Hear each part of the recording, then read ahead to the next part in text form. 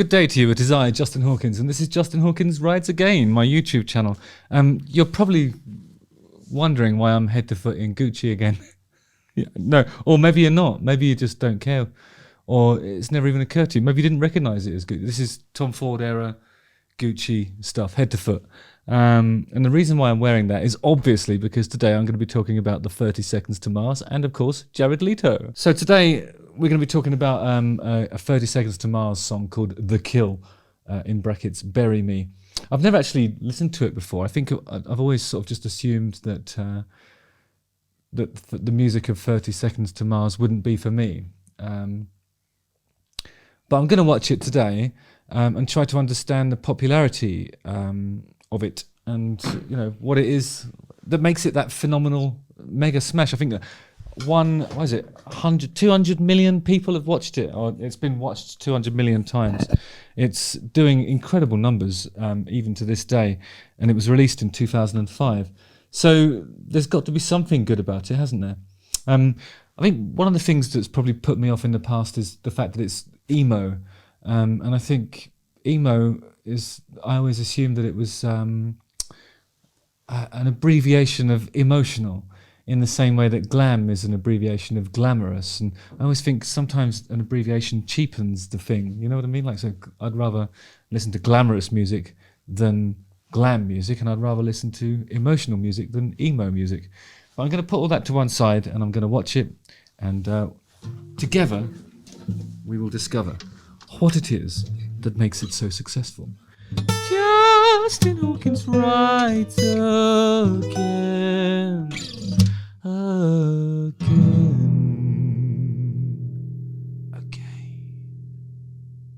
Again.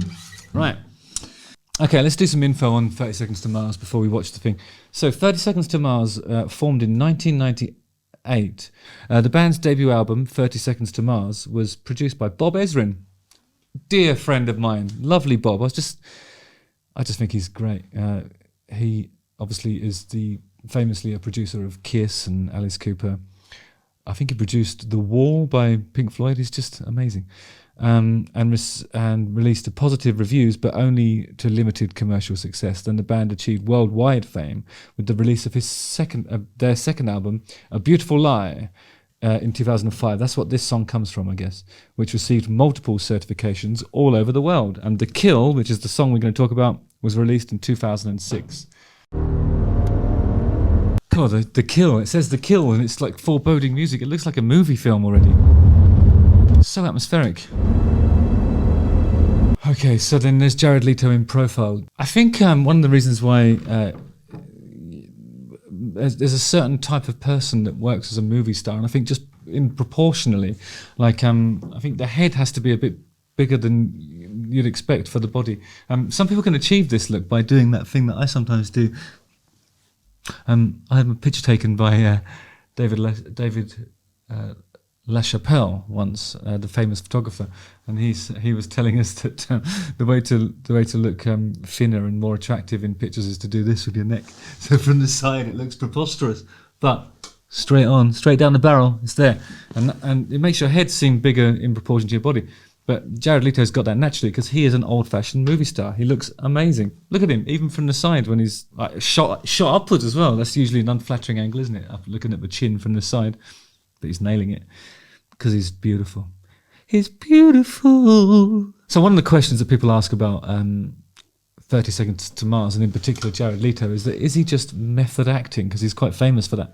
The method of acting, where you throw yourself into the role even when the cameras aren't switched on, and thus the emotions are real, and the struggle is real. You're not even acting anymore. But I don't think that's a legitimate criticism, really. I mean, that's what you're describing there is how to be a successful front person anyway. You have to live it because people know if it's not authentic. So in a way, being a rock star in any capacity is much like method acting, and it makes sense that somebody with some experience in that world would lend themselves to this way of life and be successful in it. There's not going to be a single fucking soul here, so we can take a little time off, relax. There's so much intensity. Why is it so intense? Why is he so intense when he's saying, we're going to relax? Nobody's relaxing.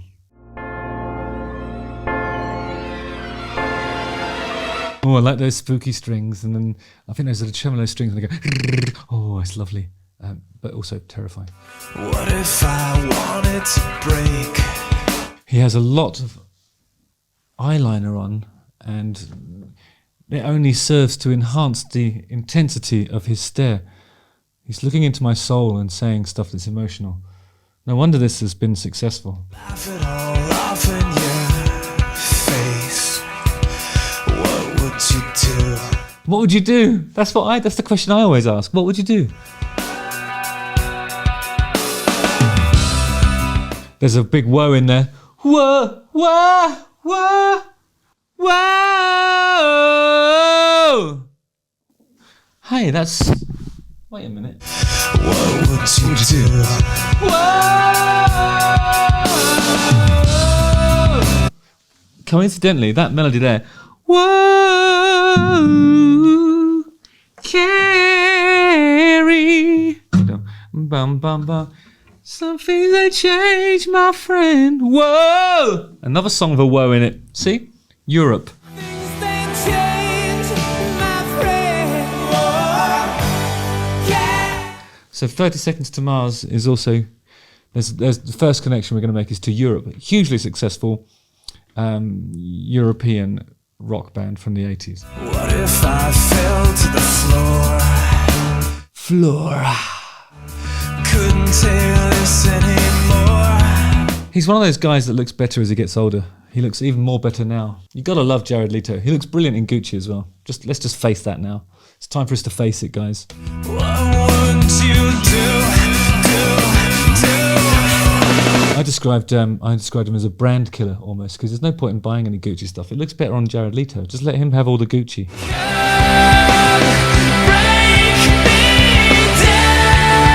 And then when he opens his voice up, he's actually got proper grate in there. The guy can sing.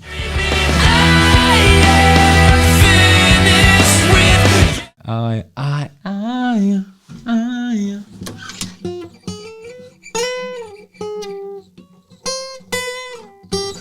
Yeah, that's pretty high for mid-range. It's a B.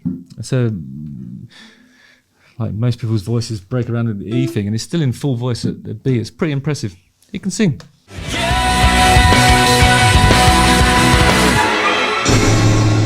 Creepy. There's weird people in there now. Okay, at this point, so we've heard a verse and a chorus, and we've heard him open up his voice. Let's get back to some facts here. Hang on a second. Jared Leto described the meaning of the song as, it's really about a relationship with yourself. It's about confronting your fear and confronting the truth about who you are. So in the second part of the video, you start seeing like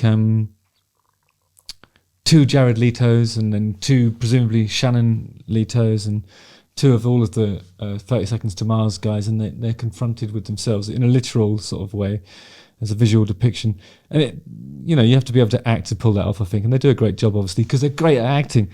But there's this thing called the echelon. Have you guys heard of it? It's it's what the fans call themselves, the echelon. It's a brilliant name actually, but he calls them his family. Nothing to concern yourself with there. It's just familial. He feels a familial bond to his audience. There's nothing wrong with that. They have a festival called Camp Mars on a private island with various activities, performances, and a chance to meet Jared, who is the leader of the echelon. Sounds amazing. Where do I sign up? I mean, of course, there are some sort of great deep dive videos on Jared and the cult accusations and what it means, and there's people do sort of imply that there's some kind of, I don't know, something unsavoury about the power dynamic. But I think that's what you have to expect, really. He's dressing in white a lot nowadays, and I saw him wearing a white silk suit to the premiere of the Morbius movie. I thought he looked amazing. I was like, yes, I want to join his cult. Where do I sign up? Take me to that island in Croatia. I want in. But, far be it for me to remark on those things. Until you've been to one, you can't really say, can you? One of the things you can do, though, is have a tattoo, which I'd probably draw a line at that, really. I've got enough tattoos. I had this one when I went to the Queen camp. I didn't. It was on the island of Lesbos. It wasn't there. like for the rest of my life. He's just so emotional. The rest of my life. Everything's so broad, so big, isn't it? It's like everything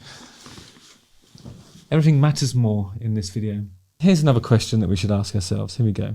Is the personality of a band important or more important than the music to garner a strong fan base?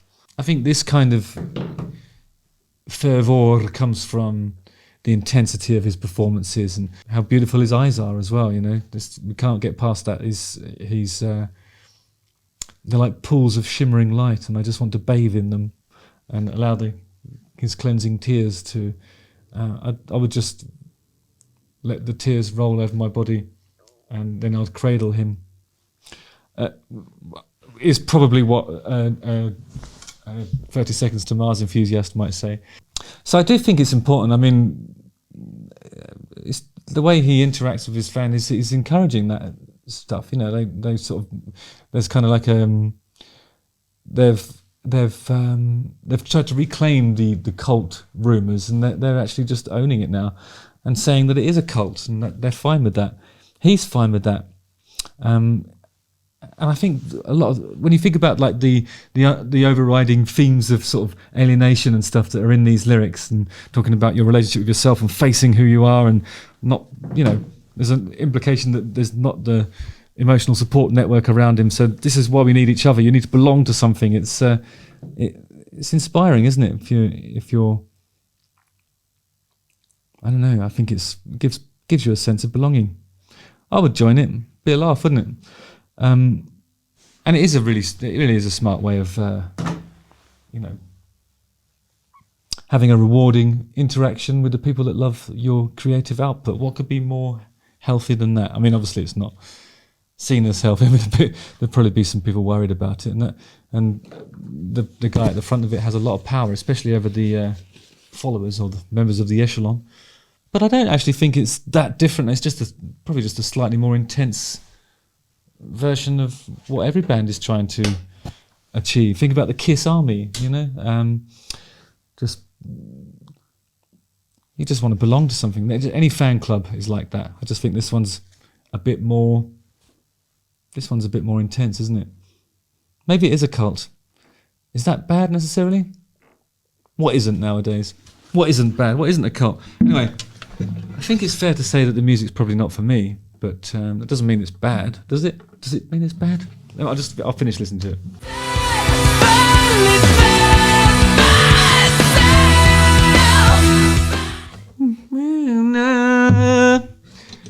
So he's got the ability to put a little bit of wobble on his sort of really power scream. It's quite impressive, actually. He doesn't do it a lot, but every now and then you sort of hear something in his vocal that requires a lot of finesse, so he can actually do the job. You know, that's I think that's the thing about it. You know, it's got all this stuff that makes people question the authenticity. Oh, he's an actor, so what? But he's so good looking. How can it be real? It's just he can actually sing. So, I mean, what else do you want? You know, he's a singer who can sing.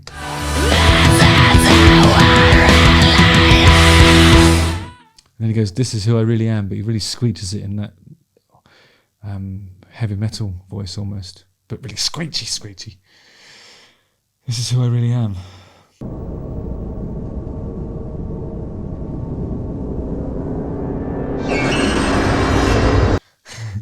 And then, what's that thing called when people are sexually attracted to plushy toys? What's that? Sexual attraction, plushy toys. I don't know why I'm typing that in. Plushophilia. So I guess, and then one of them sees the alternate version of himself in some kind of romantic tryst with somebody in a I think it's a bear costume or a rabbit costume or something. I couldn't watch. So I think that suggests that they aren't taking it as seriously as some people might imagine. I love it when things have one leg in serious and one leg in on the other side of the line, because it's boring otherwise, isn't it? It's good to keep people guessing.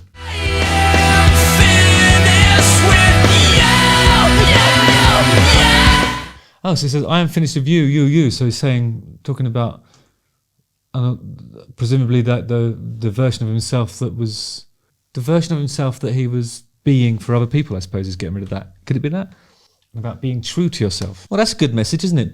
Just be true to yourself.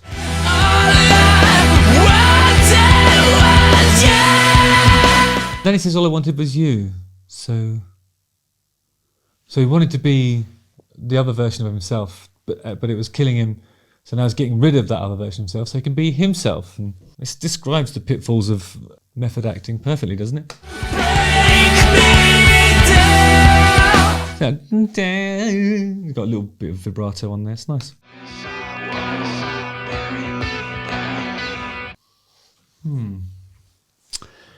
So when you say about cults things, you always imagine like, you always think about things like Waco, don't you? But I don't know, it just seems like a super intense following because he's got movie star good looks, he's talking about emotional stuff, he's encouraging a community that's provides a sense of belonging to all of the people that listen to 30 Seconds to Mars, and the more people who reject them on account of their supposed lack of credentials, real rock credentials, the more that's going to intensify, and then the cult will grow. So it's here, whether you like it or not. I don't know. I don't know how I feel about it. I'm not sure if the music's for me, really. But there's some evidence in that video that they aren't taking themselves that seriously. So, yeah, I think the lesson to take from it is lock up your daughters, lock up your sons. Justin Hawkins writes again.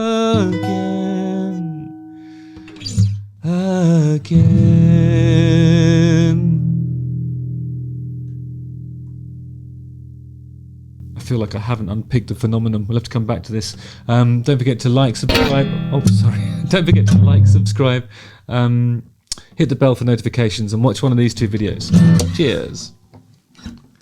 Bury me, bury me.